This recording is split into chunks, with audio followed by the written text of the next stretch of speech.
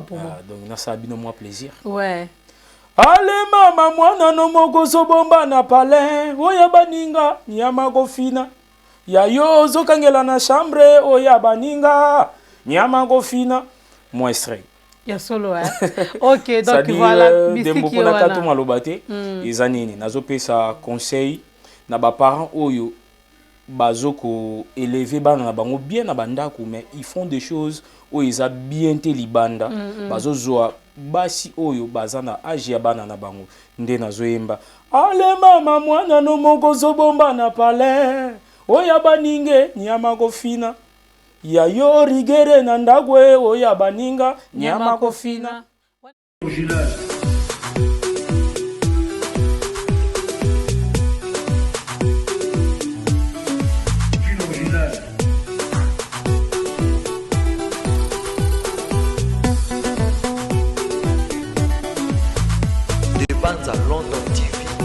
Cher ami internet na pesi mbo tebisika bozali na bika boza tellement ebele ya Rolanda biso na kati ya studio na biso ya Panja Sango ya Congo.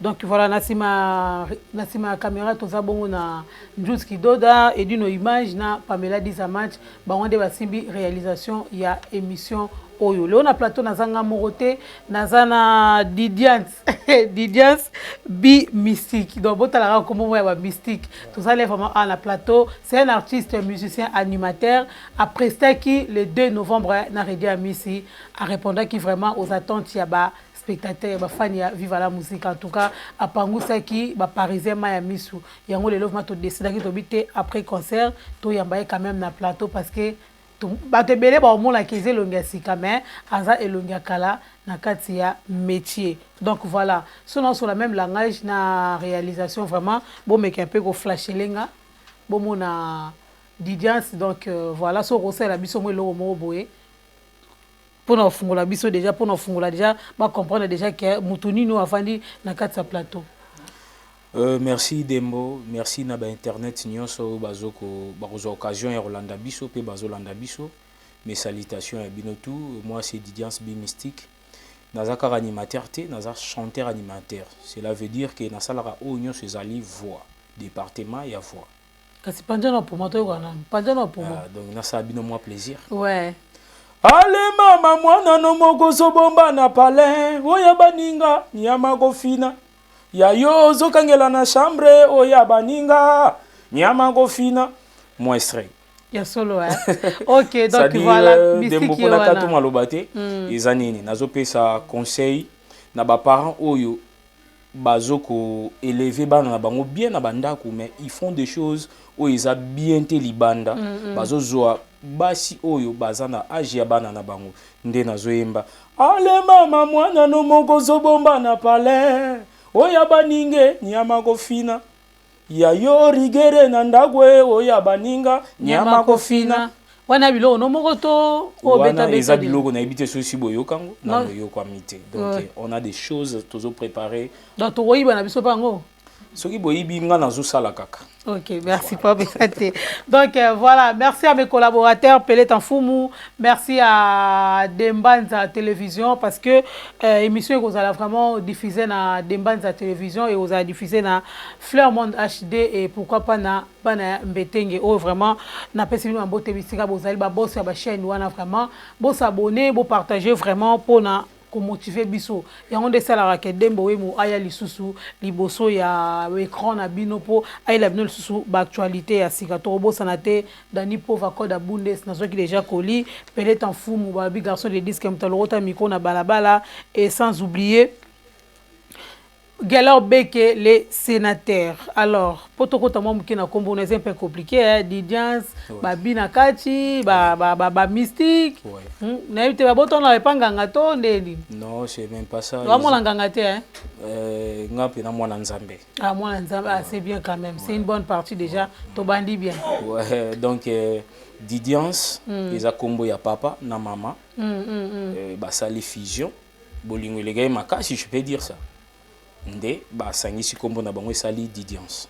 Bon bi mystique eza kombo oyo en tout cas eza kombo na zui na musique et puis moto a souligné yango bien na carrière na ngai tant na bandi carrière professionnelle eza vie na nga Godé Lofombo que j'ai sali à part ça parce que c'est l'un des vieux oyo nde ba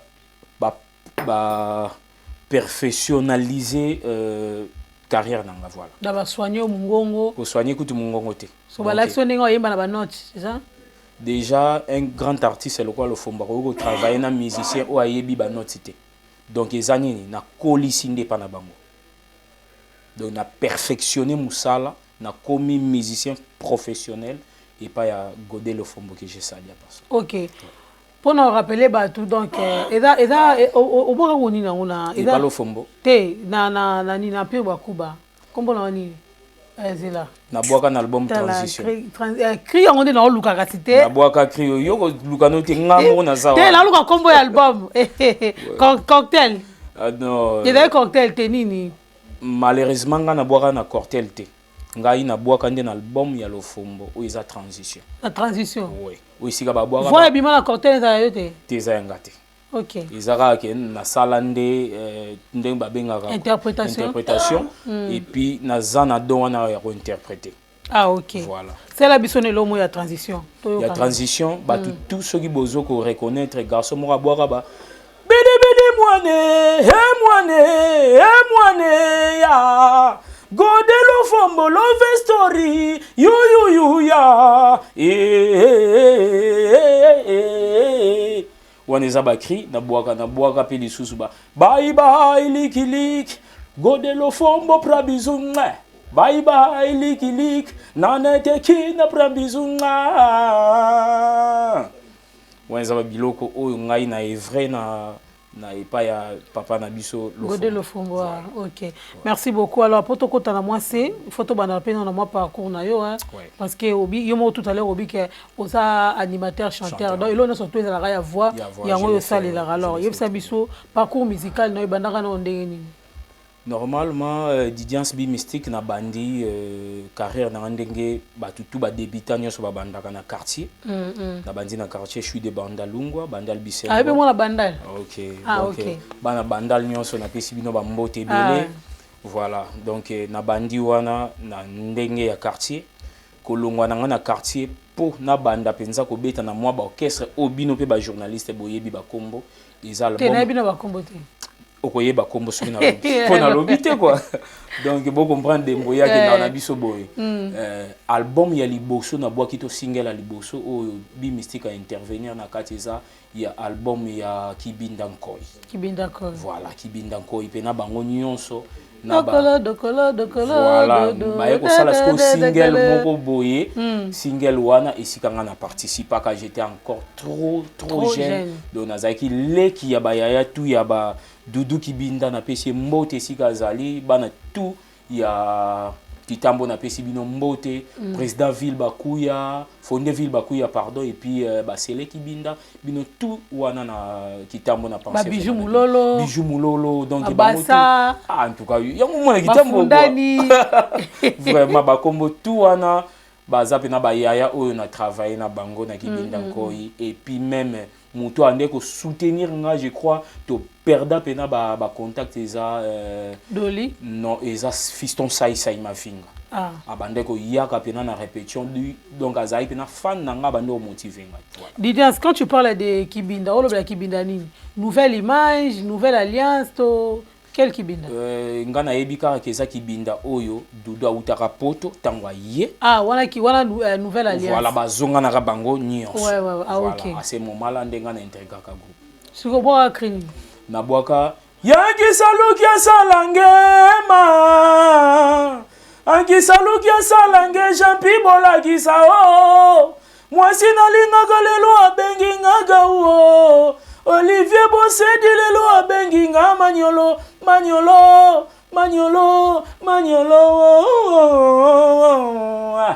Nasi voilà kitambo baza ko sepela. Voilà kitambo baza ko sepela na somona déjà fiston mwela babi les millionnaires nouveaux riches balobi des continents États-Unis Afrique et comme yayo donc tobo sana te baron qui soloké le babi kitambo baza ko sepela et Kirili baby baza tellement ébélé et big up na fondé Katiofa bambotema esiko ozali boze belé kade ambala boza tellement ebelé donc loko boyebi de yake na banda kuna bino fa bana kitambo no surtout boza ya rosepela donc après kibina ko kende wa après kibinda nkoi na ko kende quartier latin oui donc je fis l'un des animateurs on doit confondre yena CLN non même pas ngai na ye avant bazwa ba mineur. Ah ok. Avant bazwa ba mineur biso tozara na maki chez maman Ami défunte maman Ami son âme repose en paix biso tozara izana ma campagne avenue Zamba donc tozala na ba mbetenge solo. Faut préciser. Pour mbetenge photo bazali. Photo zo mbetenge kulutu na ngai basala voilà tozala na ba mbetenge solo. Tozala na ba Asso Ferrari Poupa solo et puis donc il y avait tant de batouana mutu moko suna ko souligner azaki penza grand frère Antoine Tambo Anetro c'était bébé Eric Touti bébé wanga wa motema Eric Touti grand frère en tout cas ba salutation ici comme ça. Ah OK ouais. Après quartier latin eko kende pa ya grand frère Nabiso vient na Godé le Fombo basse dende la Congo. Godé le Fombo a une poto. Non, Godé le Fombo na beti karaba disque et pas le Fombo, c'était juste ça. Ouais. Ce que tu as orchestre minene wana bon Godé le Fombo quand même et c'est ka ba yo ayef même tayo bimisa on a mis sur bateau. Je dirais oui parce que tant on a bois qui crie on a bois qui ba dege moi né. Ils arabes tant on a Godé le Fombo il travaillait na RTGA. Donc promotion ils arabes makasi je me souviens que première fois dans les cara na chaîne il y a plateau il y a télé ils arabes na RTGA mutu à Bengaranga kutu pona leka émission c'était Hélène Kalema si je me trompe pas ce que Hélène Kalema te ezalaka jeune morbo na bosani pe kombo na ye azalaka journaliste nde ba réclamaka mais animateur wana cri na simba leka te le Fombo maman kizenga pena en plein public boloba na ye alingi TVT tout ça donc j'étais encore trop jeune et puis nandaki ko tanga j'ai présenté mon diplôme d'état n'a parlé que tu ba linga mama musique donc c'était ça vraiment dans 2002. Suko esala rondenge nini ovandi mwana palin boy na RTGA ba betayo voilà ils alaki penza concrétisation na ko loba ya ba rêve nanga parmi ba rêve ya ko batala nga na télé donc na la ki sa talent nanga dembo donc j'ai mon talent à moi et il fallait que mutu moko lokola ba lo Fombo wana ala ki sa on a mis sur bateau parce que c'est pas facile ko betaye pas ya musicien au hasard défenseur.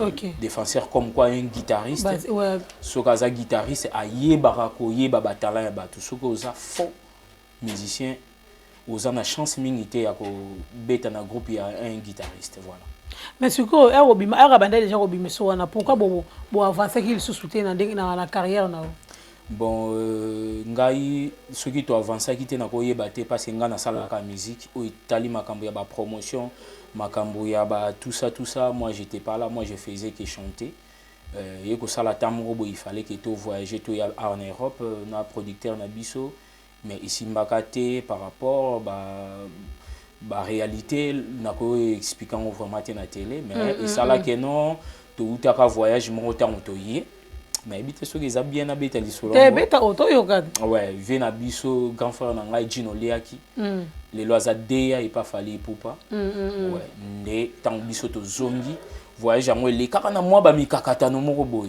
tant to zongi Déa Gino Leaki a bengi ngai a bengi ba ninga oya santa kike ba koki ko accompagner Fally Poupa parce que c'est il paraîtrait c'était Fally Poupa qui a appelé pour Gino Leaki a lukele ba musicien moko boy pour ba accompagner wana premier album il y a quatre droit chemin et puis il veut a benga ki biso to comment ko répéter par camarade mo paza awa lelo na poto comme ne masse basse as ingénieur de son to comment ko répéter pas na bango mais to joa ki bolembu parce que to linga ki ko trahir le Fombo te ok voilà nde ba ninga o ba kendaka nde bango pe ba yaka ba betara Olympia so ya ko ba ninga la to longona no de Gino Leaki ya ko ba ninga na eza banana banani Papi Kalombo auto na otanga bato nga to beta na bango pa le Fombo o ba tikala ba kenda ba tikala chile Papi Kalombo Bolo Yang 6 na PCP Mbote Sigazali un basiste premier basiste ya latine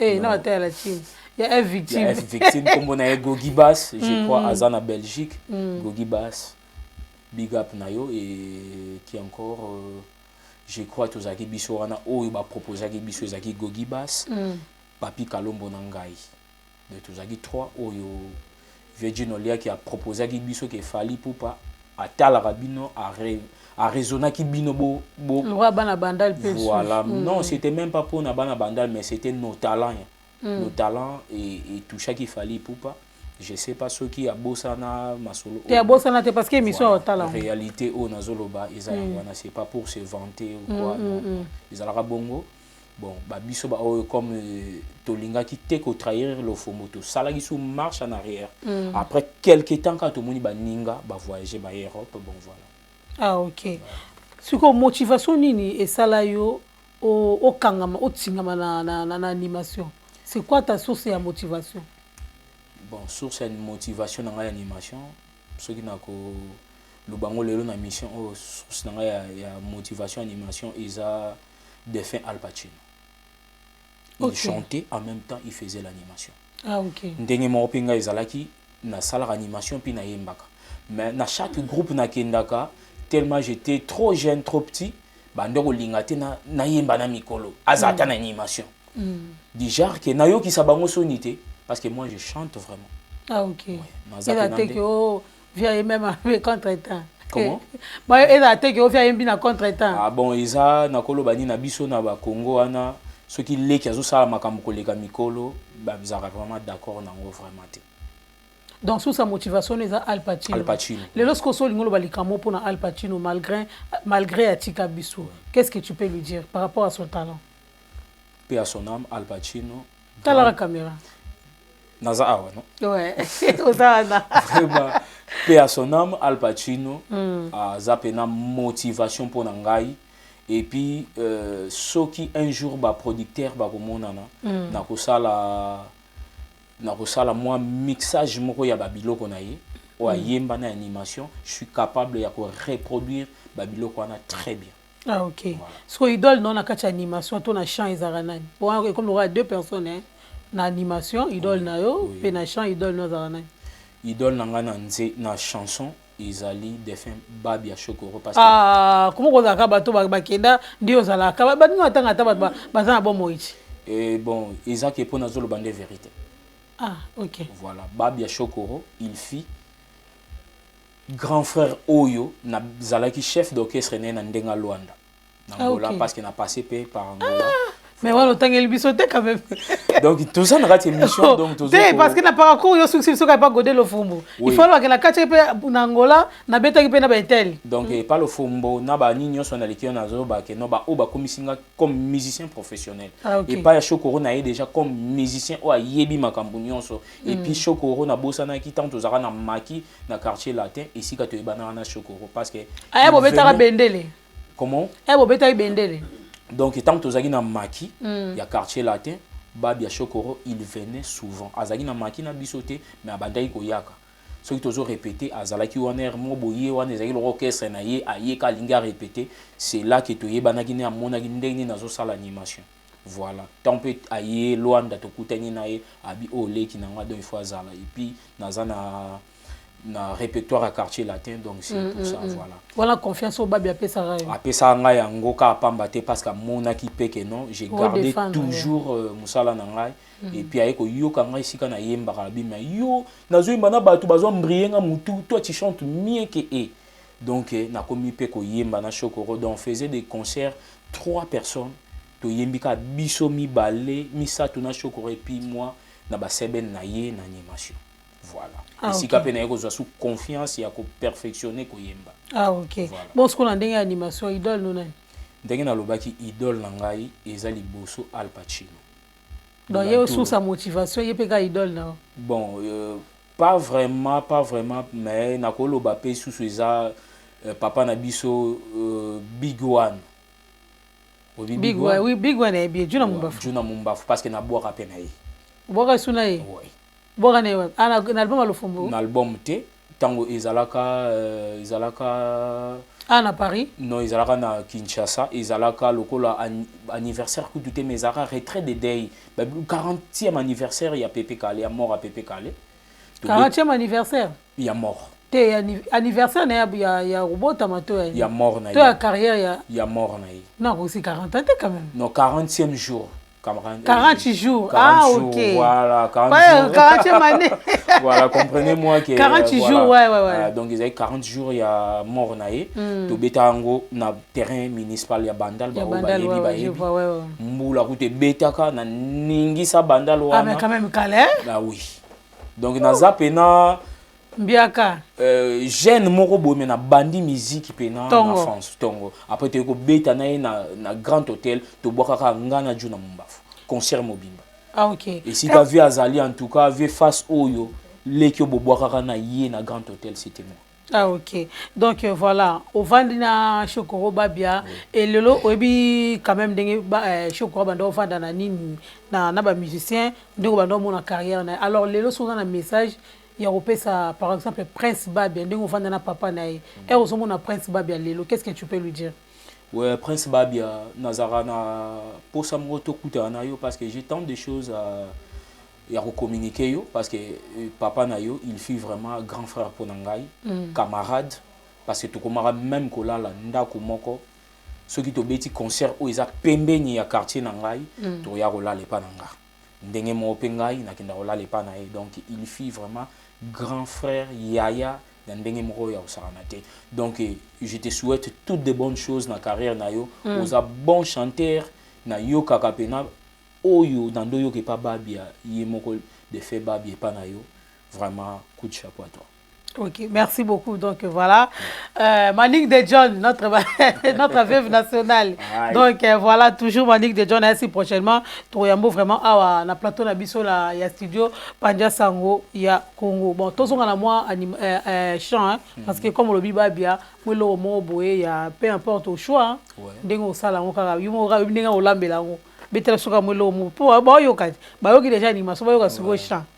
Ah bon, pour nous, c'est la bango moi et l'autre moi quoi. Pour dire nous c'est là, parce que dit nous attention ça vraiment, hein, équitable vraiment. Vraiment, et dit nous bambote na ça c'est pour toi, donc et dit nos images. Les a babilo konga mona parce que na ko marape banzembo. Na ko marape banzembo. Na ça la bino moi et l'autre moko.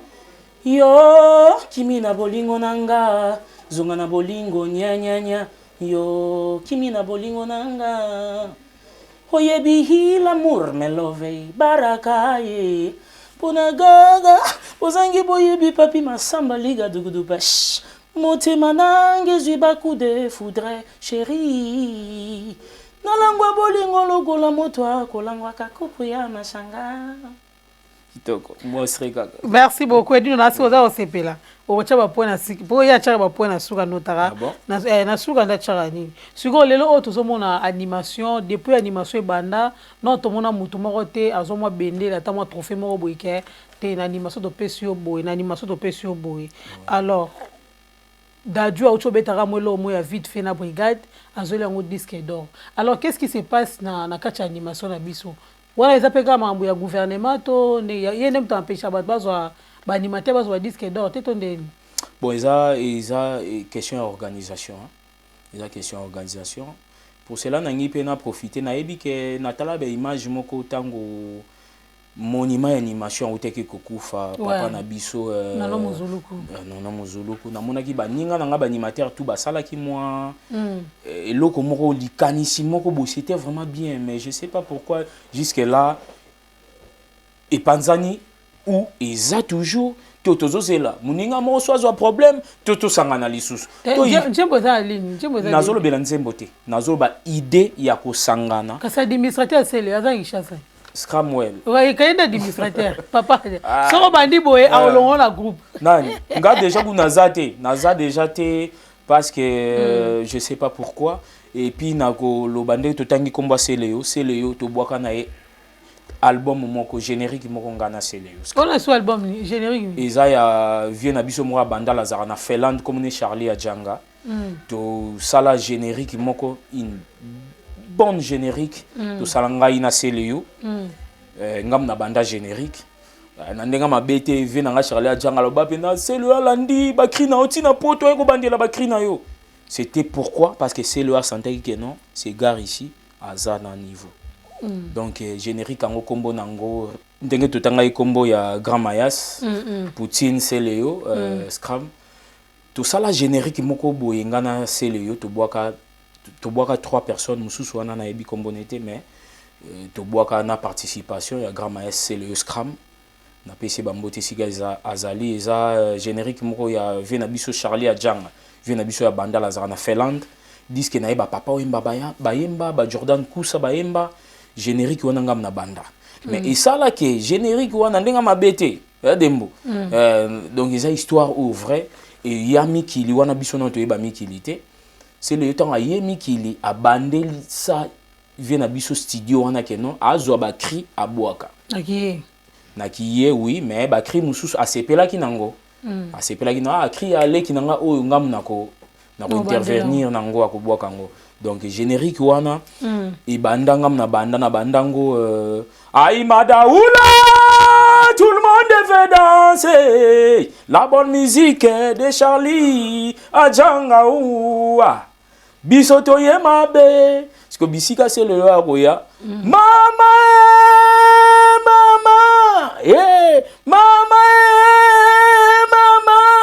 Charlie Adjanga yena bilengi ya sikaba ya bayoga bilengi toke chéri na lembi bolingwa portable na lingi to mona na fara do babiloko wana donc pour te dire que tout ça est sikate na ma musique o talaka déjà to travailler na ba tunyoso na tangeli yo donc voilà donc sur pona ba animateur azwa disque d'or.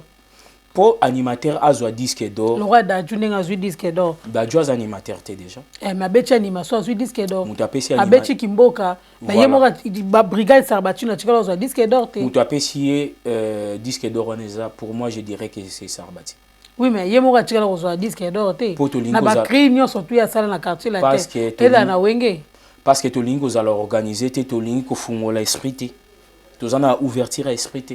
Comment un chanteur peut prendre un disque d'or plutôt, mais animateur a un disque d'or et pourtant bisonde tout ça clé il y a album.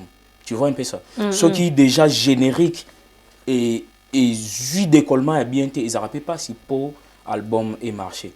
Dans cet exemple, il y a Papa Nabiso Werenson, bandra déjà que pesa biso solo non y animation pour monique pouvoir. Ah wa makamboza. Ce qui Papa Nabiso, le vieux Nabiso Salvatore, le loto yebi ke Zebuka. Ce qui Zebuka est foutaka, et n'y même pas album. De pour te dire que tout ça na musala makasi ou tout ça là na musique. Voilà. Donc musique et ali bosso, il faut faire danser les gens.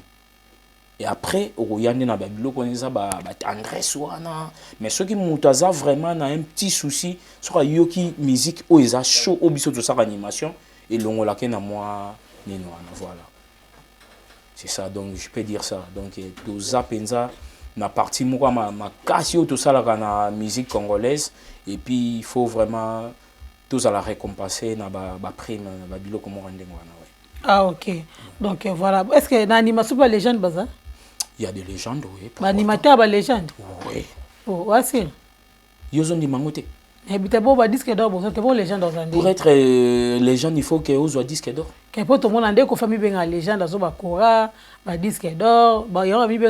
Bon, moi je sais que Papa Nabiso Koffi Olomide a légende par pour na disque d'or et ça pour na azanden na kolobanini ba mérite ya banzembo oye asala et ça pour na disque te. Ils ont un nzembo mususu et mérita ba disque d'or peso disque d'or. Les appels ba animation et mérité que muta dans légende. Si. Ce qui mo na légende existera parce que ils ont un certain niveau sur comme wana il faut ba couronner yo que comme légende. Sonnet na ba légende ba combien? Bon, je vais pas entrer dans ba biloko wana. Té quand même obi que obi na animation pas légende bazali. Mais photo ye bata quand même. Il y a cité té bon pour ni kana ya nzembo côté ba chanteur na mo cité et puis ça té na bité na animation. Est-ce que tu na animation oui côté wana peneza. Té na nzembo to tikala ba kofi. To bisko na pour ba animateur ba lobela ba mingi té. Il y a na bi que non so ba légende bazali. Ba légende ba combien? baza belé ceux qui open na tangité na ba oyo na légende ngana kotanga ka ba oyo ngana zo na présenta ka keno ils peuvent mériter ces titre wana voilà ya liboso mutu lokola Juna Mombafu OK mutu lokola Tutu Kaluji mon premier pour l'ancienneté té les anciennetés pour Tutu Kaluji ça ta 5 critères la carrière la wana mikosi wana mikosi biso cri ezagunu mukie o binisera ka moko ka ndombolo ya wana te kaka ezalo kwa titre phare nde na asala mingi Kaluji tozo ku tenter ya ko meka ye non OK bon premier deuxième après troisième vient na biso nono talagu vient da ye personnel voilà tolo bana ba vivant voilà mukoto sala émission ba hommage ya ba nani bo bakufa comme ça na obenga auto rendre ba hommage ouais Tsengo Bill Clinton il mérite 4 na bakse sou moi moko 8 moko ngo bayaya moko tinela nga texto te awa bon à part hier na koki kocha c'est un peu compliqué c'est compliqué bon je m'arrête par là pour moi je m'arrête là bon ils appellent na tribunal ma suki na nga wana dembo franchement 4 na tengi na ba c'est le bazali ba roi David ba Sarbatino soki nazotanga mutu lokola Juna Mombafu yozo tangila nga roi David ozomona te tozo manquer mikolo respect to manquer mikolo tena obikana yobi age roi David nazotanga age mutu te na to lobela mamba age te tozo lobela ba fait oyo ko mema mutu parce que si on a lobi te base bon to cheka essayer le yokashi tango yozo loba ke Kaluji azana 3 titres tenga nazotangelo nde ba animateur o bazali nga tangelo nde ba animateur o bazali par rapport à titre ya ki légendaire ozomona ya on a bi moko atigali wana nga nazosala loka liste yo mtoko loba te na moni parmi ba kombo tangi moni na série na biso pour na mutu mo ba couronné comme légende de suka na Bill Clinton et suki na Bill c'est le Pazali oui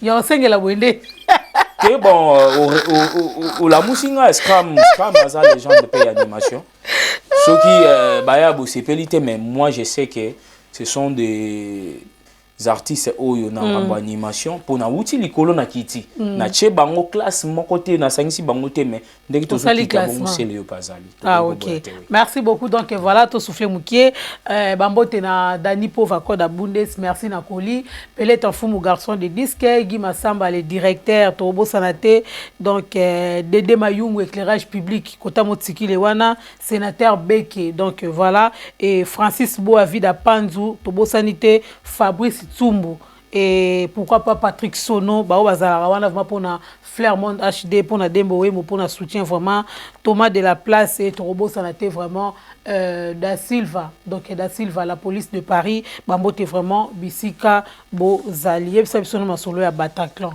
c'était comment ouais non c'est mutu moko te na Paris awa azala qui aveugle toi azaki sourd mais voilà mais nazo bisayo enfin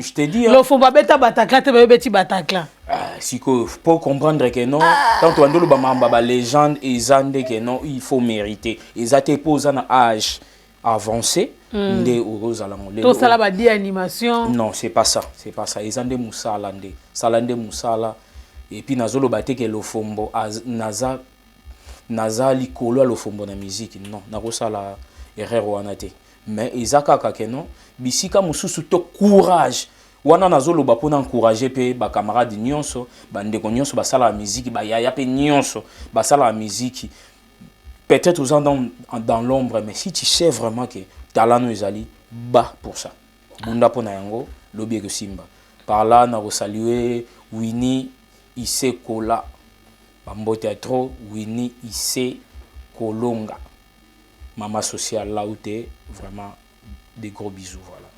Bailo quand on a compliqué, bailo quand on a alinga ouais ba musicien te, bailo quand on vient mora bouda batu, via à ça la crise des nerfs.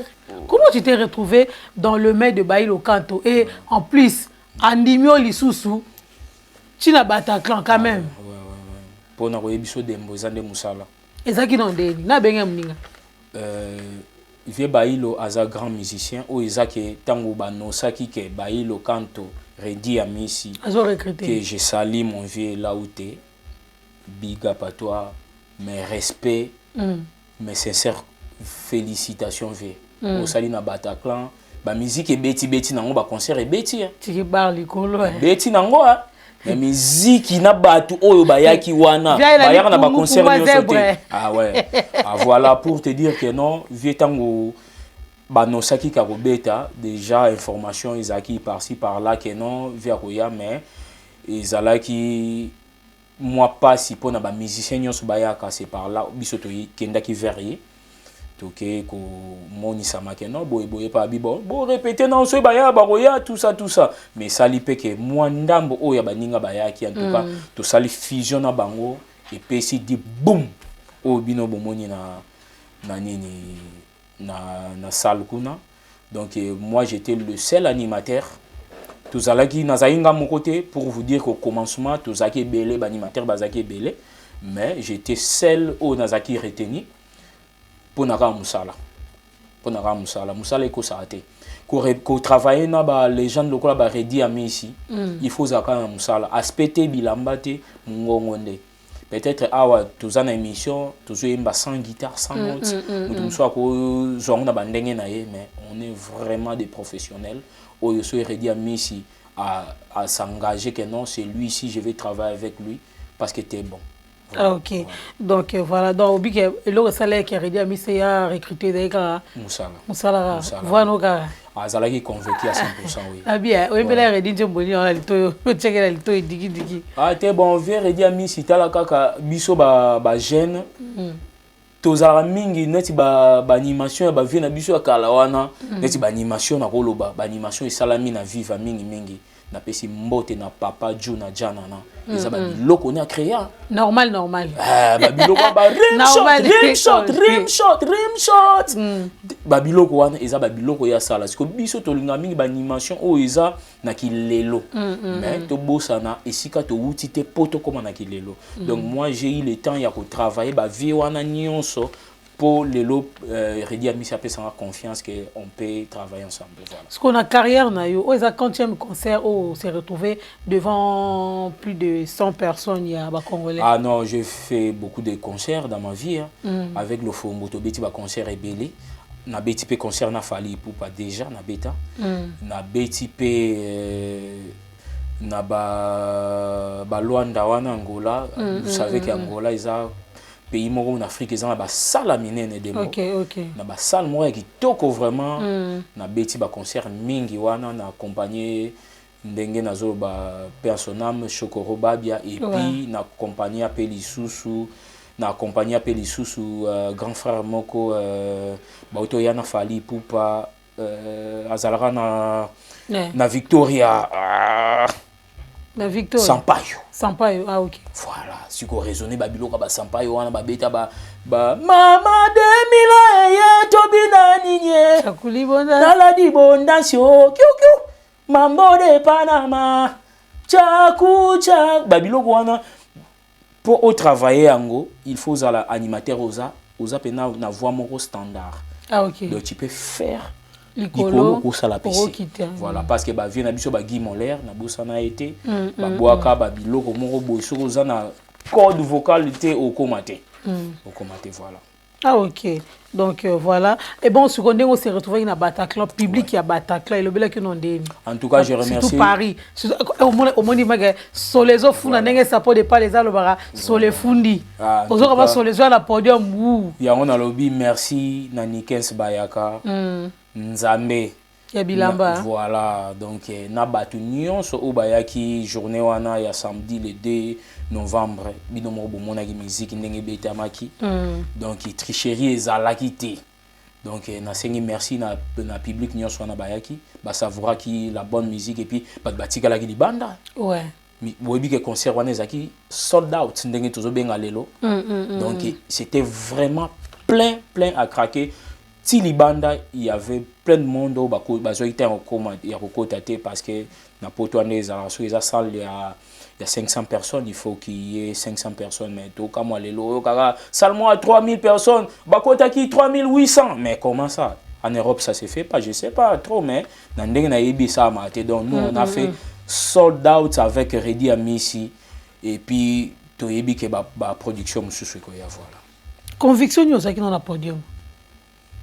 Bon, conviction, je voulais la confiance.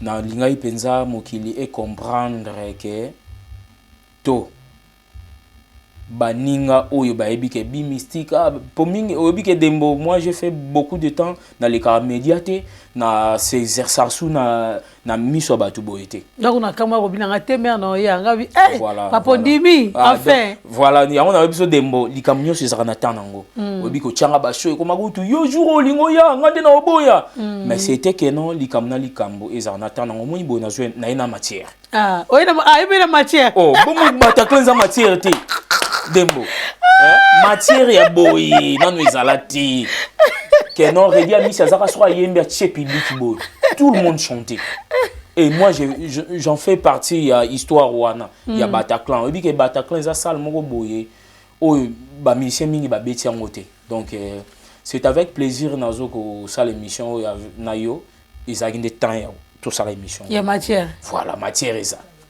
voilà. Voilà. Ok, donc voilà, termination qui est la souka vraiment. Alors, continuité à carrière nayo. Ezanini, aux en studio, pour te dire déjà que tout le vendredi, samedi, aux arana, Julie Bikembo, na espace Virunga Kuna, la 10 rue Les Couvriers. Donc, taba Julie Bikembo, Dina Bikembo, la personne en beauté, et Sika Bazali, hormis à timing wana. Continuité à carrière nayo. Dina Bikembo, mami, maman sociale, la personne en beauté, Julie Bikembo. Donc, on prestaka chaque vendredi, samedi, na Sarcelles, et pas Julie, na Dina Bikembo.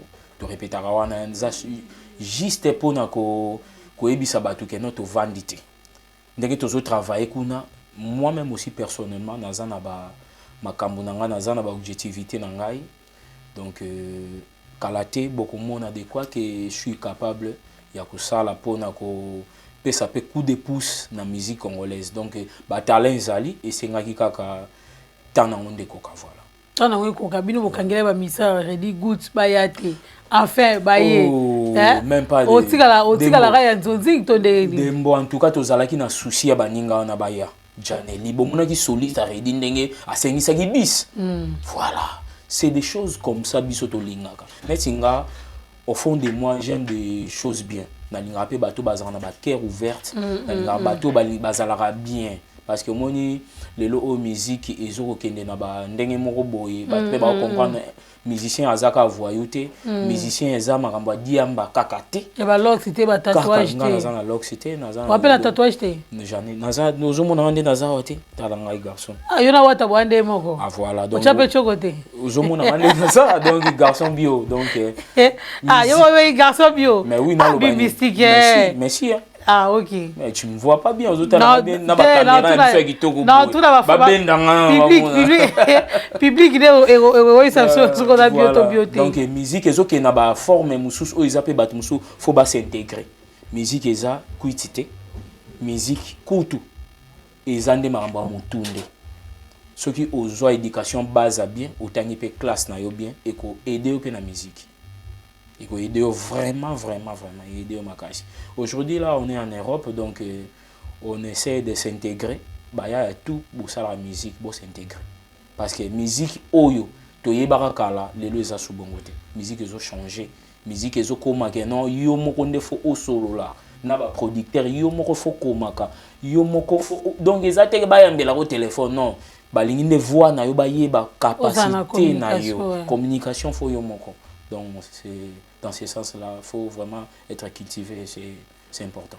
Ce qu'on a un concert, tu es na poto awa na ebike au participer quand même n'a pas mal ya ba répétition. Alors et là nous rôle par rapport à concert na bino na Bataclan. Zala sincère hein. Voilà. Donc le ya ma vérité et la vie na yo et la carrière na yo.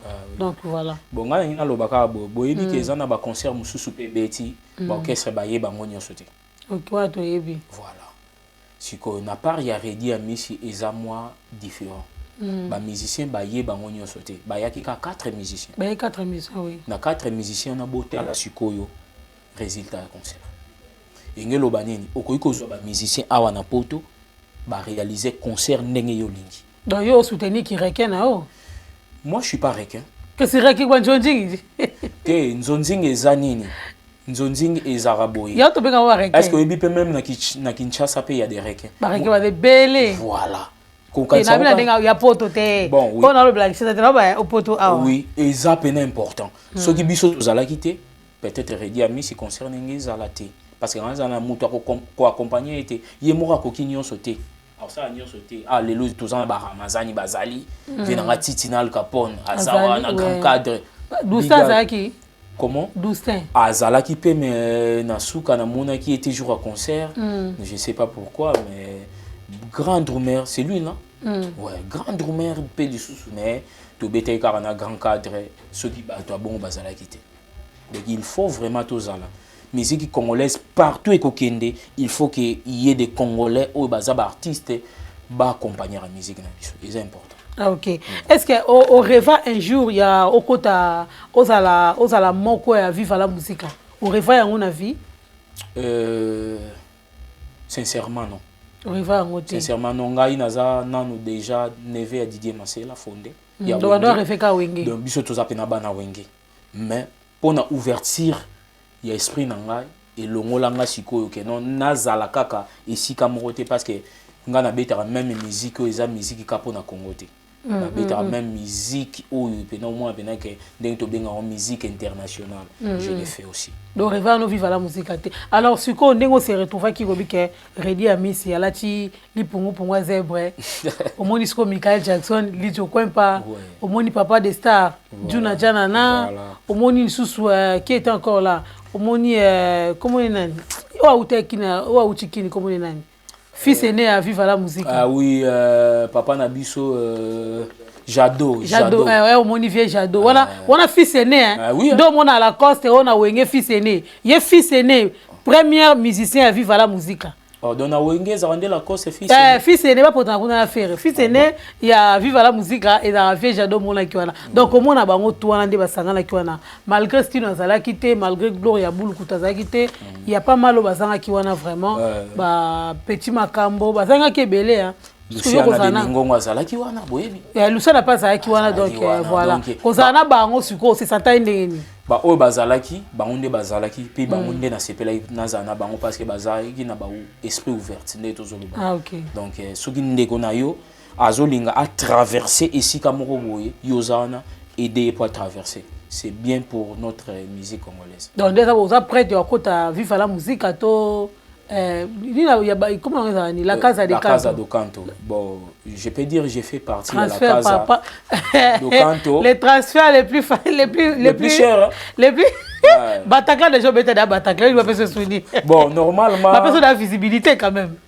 bon je peux dire oui ouais mais ngai nazana ba objectivité na mususu ah OK moni la casa est à Kinshasa moi je vis en Europe et comme à moi ma tata na ba président na biso que non yo za na poto donc voilà donc talara ba condition na biso na yango mboka pe na bobongisa makambo na na ozonga na pe na kebeta na na ebite na orchestre nini parce que j'aime mon métier ce que je fais mais siko awa pe toujours sala ngo kaka to sala ngo pe bien mais moyen to kota ba orchestre ba to ezate na temps oyo. Donc j'ai mes objectivités au nazana ngopé de na biso kalaté ba comprendre. Ah OK. Bon siko ndenge ozomona ba artiste ba biso ba master, ozomona ba master, ozomona ba vie nde ba potana likambo ya première, deuxième, troisième susu na yoki abia zarane 15e. Jina wendo. Na pesa mbote sika sala lobia zarane 15e. Abi bo potana ba le premier, ba le deuxième. Yega 15e. Muta obuja za te poye azara wana abi sesko selo yo omona classement za ndenge ni par rapport ya jeune ngezo kende tenga na repesa conseil na batu nyonso ba wela fils aîné oh soki ndeni contente toi de ton travail salande musala mokili nde ndima yo mokili nde epesa yo place na yo lelo o tozana ba grand frère na biso ba fait rigola tozana ba grand frère na biso ba fali poupa aigle mokili nde etie bango na bisika bazali to mona même ba musicien mususu bango biso moko tozoko confesser na ba télévision na landaki camarade mususu ibi na filé alobi que non à part ba fali na ba faire biso tozana ba sima na bango wana tu vois que biso moko tozo pesa bango de Jessica. Donc fais bien ton travail, zala discipliné, mokili yeba place na yo et pesa place na yo. Boss ko tenka ba ya bo ba maso tangi ba ngote. Babi na filet be riche wata. Naza na difficulté à kutanga ba kombo ya ba ndeko na nga wana nyonso te ba héritier wata wana. Ce sont des gens ya ko féliciter, des jeunes oh il faut ko féliciter bango. Na âge na ya memi ba ya mikili ba beti ba concert boy. C'est pas facile, c'est pas facile. Bon mon facilité. Papa moi kutu na cheye a beta a salation na compagnie ni maza incapable à rotinda ba na nemisa tu na poto. Mais les héritiers là bazo mema ba jeune na poto ba beti bazongi non bravo. Bravo vraiment. OK. Voilà. Merci beaucoup Didiance Bimistik. Donc voilà, vous avez vraiment tellement ébélé au Landabiso vraiment. Malobano ya soukeza nini par rapport à l'émission Oyo. Bon. Eza maloba ya souka penate mais désir nanga eza nini? Désir nanga eza que ba chroniqueur bo aider biso. Bo aider biso par rapport ya monde biso to l'équipe boys. Na sepe na émission na yo dembo pourquoi obandi ko tunanga obandi wapi osala nini? C'est bien comme ça. Pour mutu mo boka na royaka bo ete na nzobo ya bato mais j'ai na sala na lelo te. Ozana parcours te. Mais bozo ya mbarabiso bandi ko boya baninga boy ando beta ba masolo mo lokuta po a luka visibilité eza normal te eza pena bien te ezoko kitsa pena musique na biso alors pour ça nga eza pena ba journaliste boy de biso ezala bino ba youtubeurs ba nani ba youtubeur biso tout wana to lunga to biso nde bino nde bozongi sa musique na biso na place tango comment ça Muntu oyo azana capacité ya retoucher faire été boutique ya toucher faire été. Muntu azana capacité ya fali pour pater boutique ya toucher fali pour pater. Donc bino ndefo bo préserver o isa ba richesse na biso eza musique na bato bazo sala musique. Na art na biso. Voilà donc pour ça nga peneza ngwana. OK, avant to kotala mabanga donc voilà, yo le rose animateur, chanteur donc tout ça na trois nzembo animation moko ndeka moko pona mibale ya lingala na moko ya boza ekolo ni bonga ekolo même nga mona eba ekolo na ngati oni ba ekolo na ote OK place ka okoya ga okwei mnoko nyoso okwa na ngo okwei mais nzembo moko ya yo crime ro soki nzembo ya yo na moko sali choix par rapport ya banjembo phare o etambula na mokili na biso après moko me feza kimboka comment ça? Teko on mamuno wamboka soko oyembo yembi soko obwaki mais na muno wamboka na bandina na muno wamboka te fo banda naimba déjà ba rumba motema nange zwi baku de foudre chérie na langwa bolingolo kona mutwa kolangwaka kopo ya masanga ataba betinga tonga anesthésie sans effet na koyoka be ba souffrance bolingo Yayo, mama dembonga ye, pesanga bolingo tonesana. Wana déjà na lingala. Wana yayo wana bilogo déjà. Voilà, vous sentez déjà nuance. T'es non senti déjà. Ouais, toki so wapi. Place toko ya ka. Ana obina na ka. Na imbela bino bina portugais. Te portugais te, o eza mabo ya Congo. Ya Congo. C'est le Congo qui gagne. Yo o sikole etikali ke njembo moko bato bayebi bebe bebe wanga wa motema pasheleki na sengi nzela susi esila ngai nyonso nakoma denge nakoma bwange mon amour yo nde aposa kitisa motema revoir kananga dona leki Qu'est-ce qu'on a Kimboka? Tola la mawana. Na Kimboka. Donc naimba na Kimboka. Kimboka mnoka mboka na Bataclan. Aya munungerie aya. Aya munungerie oyayo. Kilomboka fwa basheri kakodilo yaya. Ale munuzeye. Ale bailo kanto nzambi zeye. Patrick Ngubiaye Nzambizeye Achani Masela Nzambizeye donc Kikongo yangwana voilà donc tout ça partout ba langue nyonso poto yemba ngo eza gravité Ouais, Winnie Issé Kolonga. Moi aussi, à Mwindo, ya Ngolo, vrai chéri. Ndeye Mokoloba, maman sociale. Winnie Issé Kolonga. Tout le monde a fait social dans la studio. Mais oui, donc voilà. Merci beaucoup Didians Bimistik. Donc merci à vous répondre qui à l'invitation à Bisso. Nous mouvement aux mouvements au temps il y a vraiment un grand plaisir vraiment. Ceux qui bambo tezali donc voilà aux libres bambo te vraiment yobi gatolia na mabanga. Voilà. Donc caméra za yo ceux qui bazoka hémorragie taliban. Ouais, héritier Scramwell. Yomo yebi na ndenga système mukonzi ya Selembao Jean-Marie Malonda na pesi bambote belé Jean-Marie Malomba ba Jean-Marie ve na ngai vraiment plaisir à trop et na ko bosana te Bonta Masamba Papi Masamba Thierry Masela Lebre Masela na bosanité Patrick Bolongo mal jeté, toujours bandal. Yannick Moukende, na bosanité. Bamasa tout bolinga ngai, bamasa bozana Angola, JC Mavinga, Zingayala, yomo yebi venanga Zingayala le roi, bambote belé, motema ya lourd Zingayala, bambote belé, donc voilà quoi, c'est ça. Bambote sili.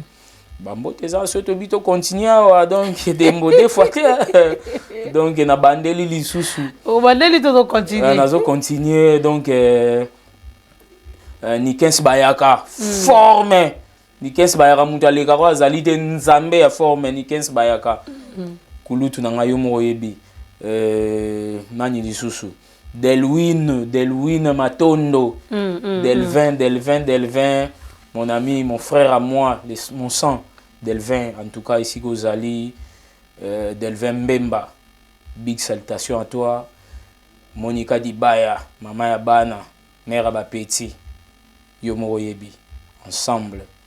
Donc vraiment merci na yo Dembo. Ils allaient pena journée na biso ici ngainde lelo, na pesi mbote na ba cameraman nyonso bozana sima. Il y a Etando Oyo, photo Joël Mbetenge, toujours et encore, en tout cas, c'est avec plaisir, émission et l'équipe qui toko pour Binonde Bozala Kiwana. Merci beaucoup. Merci beaucoup. Donc voilà, merci beaucoup. Merci encore une fois de plus. Merci à Edino Image. Merci à tout ce qui doda. Merci à Pamela Dizamatch. Donc merci vraiment à abonner à Bisso. Bozo la Bisso matin, il y a partager, il y a commenter. Donc ça la Bisso bien et Bobo Sanate qu'on s'abonne parce qu'il y a une source et motivation. Et ça la raquette au vendre les sous liboso il y a bas écran na bino. Donc voilà. On a besoin de fait. Tout ça on a disponible 24 sur 24 heures. Donc, au béka, le numéro est en écran vraiment.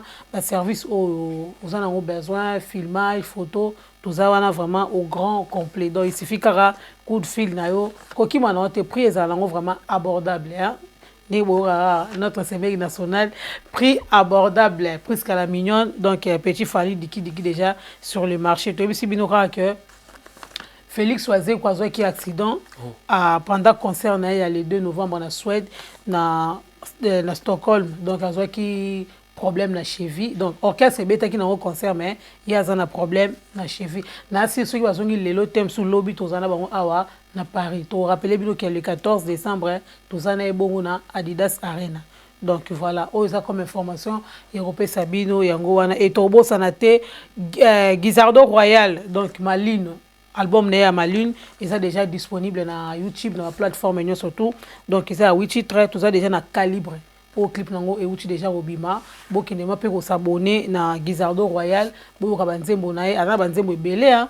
Ils sont à bangote, donc banzembo ya kitoko, o ezala pe ko fa na ndar pe bo na mère ma bo bozo sepela bozo vraiment calibre donc mi bala biloba lobate donc parce que sont en calibre donc ma trop.